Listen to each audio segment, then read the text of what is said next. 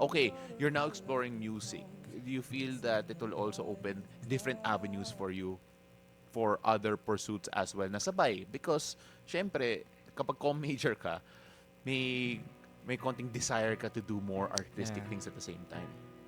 Yeah, definitely. Ako ngayon, very yung heart ko nasa music, pero meron pa rin percent na gusto ko i-pursue yung film. Yeah. Dahil sa com, kaya ko rin naman siya tinake kasi gusto ko yung mga short films, Oh, yung really? Yeah. mag-direct, and Uh-uh. yun yung goal ko. Din. But how do you balance your time, being a musician and then a student at the same time? Communication din talaga sa management ko. Parang wino-work around namin dun sa sked ko every sem na sana hindi matamaan yung school ko as much as possible. And very grateful ako na understanding din talaga sila sa akin. Okay. Ito, diploma o diskarte? Or kailangan diploma at diskarte? Sa akin, both. Pero kung kailangan ko mamili, feeling ko more on diskarte.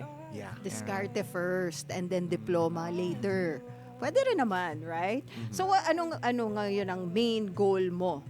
Well, ang main goal ko ngayon is to graduate and okay. to release as much music as I can and to write songs. Pero yes, more on studies ako ngayon kasi isang sem na lang. Uy. Tapos na. So, Lapit na, almost there. Lapit na. And after Congrats naman in ng advance. graduation, pwede na ako mag-release ng mga music na gusto ko talaga. Yeah.